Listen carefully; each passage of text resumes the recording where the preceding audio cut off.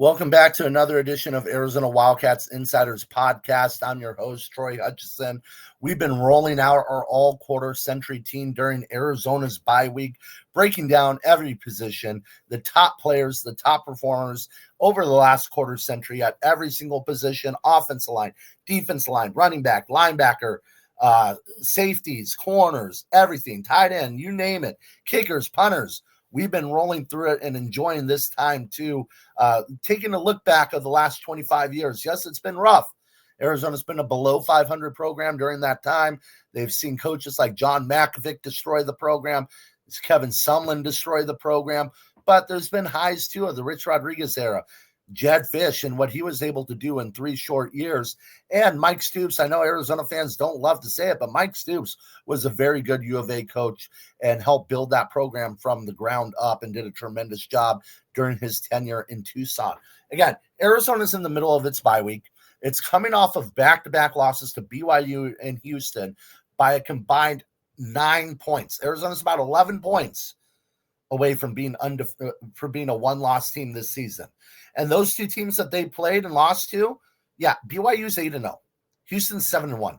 They're a combined 15-1. And you know what BYU just did to Iowa State? They freaking rammed it up their butts. They destroyed the Cyclones. Played a complete football game, offense, defense.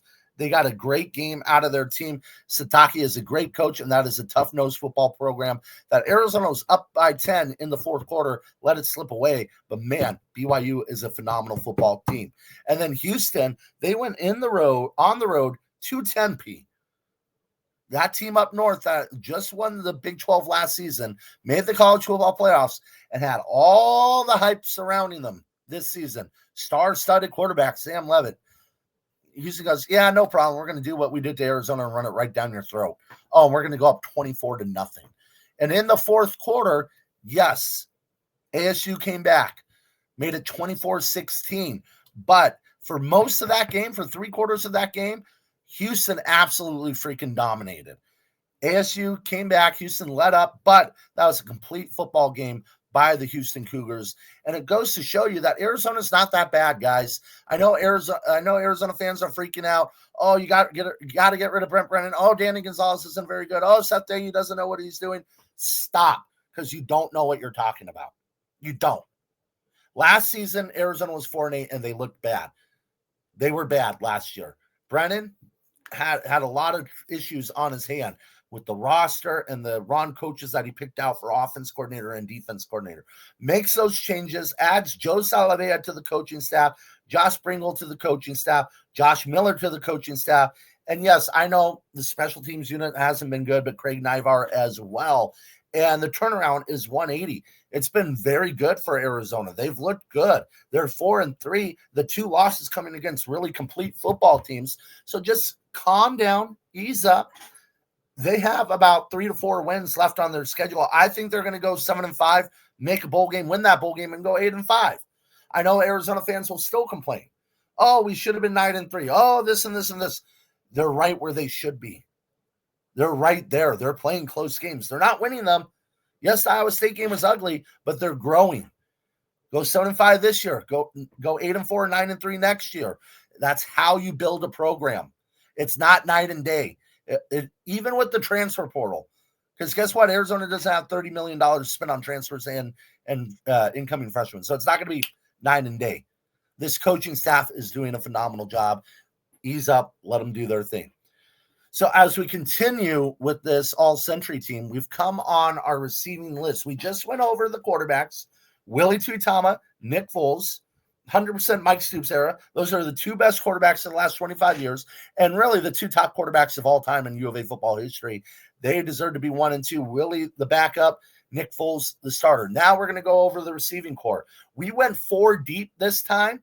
I look at it as 2 starters, 2 backups, but really you could go 3 starters, 1 backup, 1 guy in the slot, and have a dynamic trio there.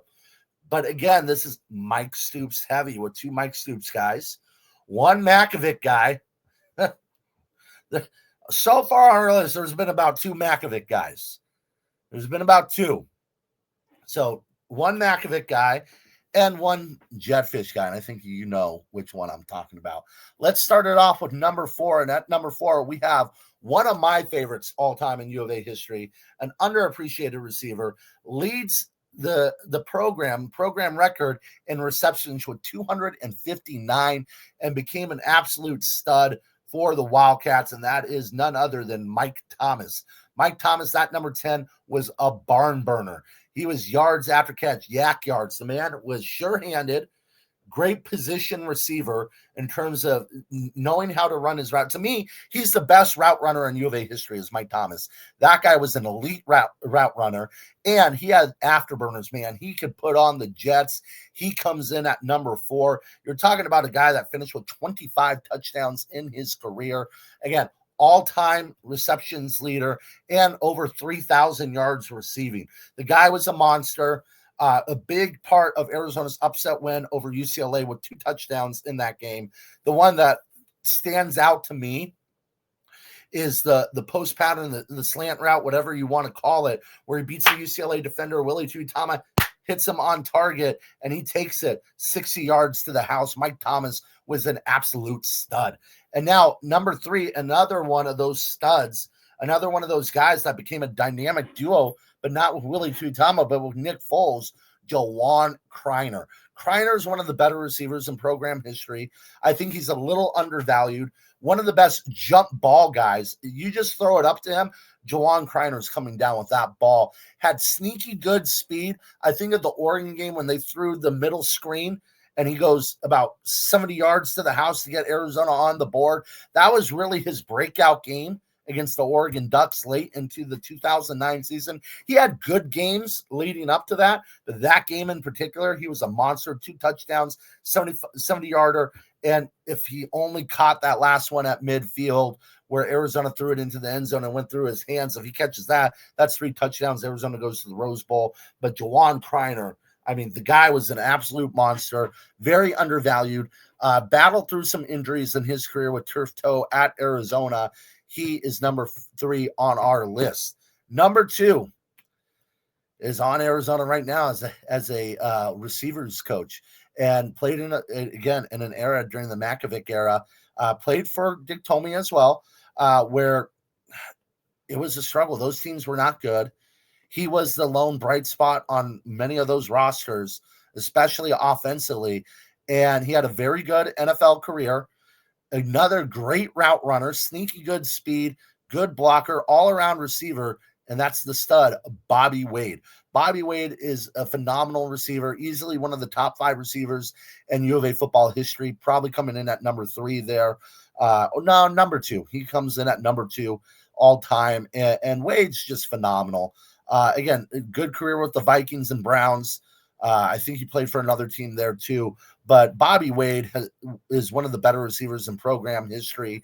And in an era where there wasn't a lot of bright spots, and an era where there was a lot of turmoil and a lot of sorrow, Bobby Wade was the one bright spot. And then number 1, come on. How can it not be? Over the last 25 years, he is clearly number 1, and in my opinion, he's the greatest receiver in U of A football history. He will go down as a Larry Fitzgerald in the NFL. He will wear a gold jacket if he stays healthy. The biggest thing is health for him, and he's the most talented player I've ever seen in my life at Arizona. He's the second most talented player I've ever covered as a journalist. I covered Bijan Robinson, and I think he's right there. They're 1A, 1B. I think it's neck and neck. And that is Tetaroa McMillan, not Tet McMillan, Tetaroa McMillan or T-Mac. T-Mac was a complete stud, very undervalued nationally. For some reason, you have idiots like Steve Smith saying, oh, he's not that good of a receiver, and some pundits nationally saying he's a one-dimensional receiver. No, he is the best. He was the best receiver in college football his whole entire career in college. Sorry, Marvin Harrison Jr., you're not better than Tetaroa McMillan. He is the best receiver to come into the NFL in quite some time. And McMillan is an absolute monster. You talk about a guy that can go get it, like Jawan Kreiner. And I think Kreiner may be a little bit better in terms of not diving catches, but high pointing the ball. But man, McMillan made some monstrous catches, some amazing catches. I think he has the best hands in U of A history. Every time we went to practice, your jaw dropped from what he could do. And he has the sneaky speed to turn on the afterburners. I don't care what that 40 time said in the NFL Combine. He is faster than that. He's able to have breakaway speed, good body strength. He developed his strength in college, and a very good route runner, and a great guy, and a great personality. So, yeah, McMillan, number one. He's number one in receiving yards. He's number one in touchdowns as a receiver. But, had his struggles his senior year in terms of Arizona not being very good, but he helped put Arizona back on the map. He stayed when he could have transferred to an Ohio State. He could have transferred to an Alabama, a Michigan. He could have left a Florida. He could have left the program, a USC, and he chose to stay. He chose to be part of the solution. His number will be retired. I think he will be a college football Hall of Famer one day. And him and Fafita, if Fafita gets to a bowl game this year and his last year, mind you, he has one more year, they're going to have a statue together at Arizona Stadium, because what they decided to do, come back, help keep most of the roster, helped Arizona from a complete rebuild to a partial rebuild. McMillan's number one. He's the best receiver in the last quarter century. It's not even a debate.